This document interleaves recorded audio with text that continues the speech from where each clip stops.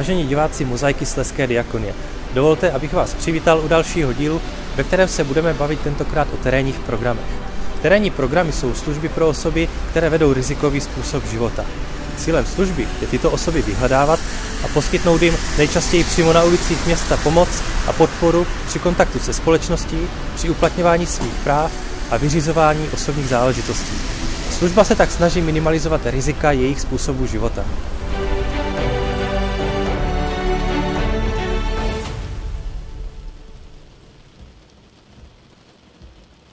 Dobré ráno, Martin Čvéda. Gabina. Paní Gábino, já jsem přišel na to natáčení. Jak jste se vyspala dneska? Dobře. Ráno vstanu, zakouřím si, obléknu se, zapnu stan a jdu do práce. Třívničky. Všichni v Těšíně? Ano. Takže se vídáte? Jistě. Jsou rádi, ne? Že máte tady nějakou práci? Určitě, protože se můžu od toho dna odrazit a můžu jít bydlet.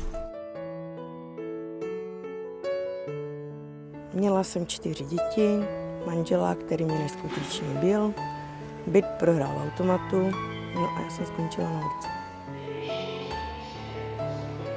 15 let na ulici, to je velmi dlouhá doba. Vy jste za tu dobu zažila nějaké těžké, obtížné situace? Máte tak, když je rozdíl bezdomovec a bezdomovec a jestli bezdomovec okrade bezdomovce, tak je to hodně složité. Jak máte lidi, nejsou všichni stejní, tak ti bezdomovci taky nejsou všichni stejní. Někteří jsou takoví, že pijou, okradou jeden druhého a to je hodně velký problém. Dobrý den. V současné době pracujete, šetříte si na kauci, abyste měla na vlastní bydlení. Co se vlastně stalo? Co bylo takovým zlomem? Zlomem bylo to, že jsem začala chodit do kostela a to byla velká motivace pro mě. Kdo vás tam přivedl? Kdo vás navedl na tu víru? Někdo z rodiny? Ne, přivedl mě jeden vrátný z Betlu, který mi toto nabídl. Já jsem toho využila, no a toto mě motivovalo k tomu, že už nechci být na ulici a chtěla bych jít do bytu. Co vám osobně služba jako terénní program dává v životě? Jako pomáhají nám hodně, protože vlastně, ať je to vyřizování dokladů, čehokoliv, takže mám možnost třeba na ten Betel s tím terénním pracovníkem, který nám to nabídne, třeba udělat sprchu, nebo vyprat si prádlo, uvařit si jídlo, jít se ohřát, takže jako je to hodně dobrý. Dobrý den, tak co to bude dneska? Sprcha. A jinak dobré, všecko OK? Jo? Dobré. A sprcha, budete chtít žeton, ručník? No tak bez toho to asi nepůjde. Vaším současným cílem je sehnat si bydlení. Jak se vám tohle daří? Jaké praktické kroky podnikáte? Praktické kroky jsou takové, že peníze de facto z výplaty jdou na konto mé dcery, která je obhospodaře, protože v tom stanu asi by byla hodně velká hloupost ty peníze tam nechat. Máme už něco našetřené, teďka uvidíme, jestli vyjde sociální byt, anebo prostě někde pod nájem. Jenomže na ten podnájem je potřeba kauce, proto jako šetříme.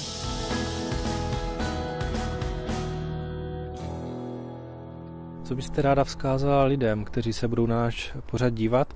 Co by měli vědět o lidech, kteří takto žijí na ulici? Že na tu ulici se může dostat každý. Přijdete o práci, přijdete o peníze, přijdete o byt, nebo máte partnera, který vám ten byt prohraje v automatech. No a je to 1, 2 a jste venku.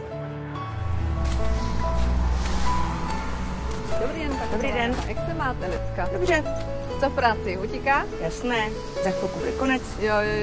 A nepotřebujete s něčím pomoct? Jo, potřebovala bych pomoct vypsat žádost na byt. Dobře, tak se zastavte ke mně na Betel, můžete dneska, máte čas? Můžu, po A práci. v kolik končíte? Ve 2. Ve 2 končíte. Tak se domluvíme, že kolem 4 byste byla u mě? A máte tu žádost s sebou? Ano. Dobré, tak já bych vám to pomohla vypsat, můžete se i okoupat a jestli něco, vám dávají něco na jídlo, jestli to... Dobře. Jo? Tak jo, tak jsme teda domluvené. Tak jo, mějte se. Děkuji, na shledanou. Koho oslovujete a jak? Oslovujeme osoby bez přístřeší a děláme to tak, že chodíme do ulic, do jejich přirozeného prostředí, děláme monitoring lokalit, těch, které vlastně už známe a několikrát ročně děláme depistáže, což je vlastně vyhledávání nových míst, kde se mohou noví klienti potenciálně vyskytovat. Vy zmiňujete nové klienty, jak vypadá takový první kontakt s novým člověkem? Většinou je to takové spontánní, oni vlastně tráví ten čas už s tou skupinou lidí, které my známe, takže když jdeme do toho terénu, tak to tak jak kdyby vyplyne z toho rozhovoru s nima, že je nějaký nový klient mezi náma. Čím jako pracovnice terénního programu přicházíte za uživatelem? Přicházíme s nabídkou jak kdyby pomoci, procházíme za nima s antiopresivním přístupem, snažíme se vlastně, aby uživatelé sami se snažili vyřešit svou situaci. Jestliže chcou pomoct, tak my jim vlastně pomáháme obhajovat jejich práva nebo vyřizovat různé doklady, důchody, občanky a podobně. Nabízíte uživatelům v terénu taky potravinovou pomoc? Nabízíme jídlo i ošacení, ale nenosíme ho ven.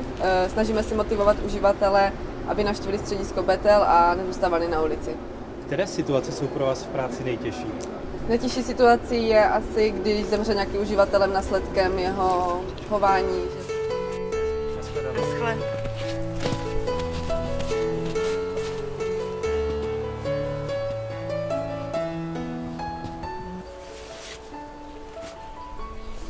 Tak jako každý z nás, má i každý člověk bez domova svůj vlastní životní příběh.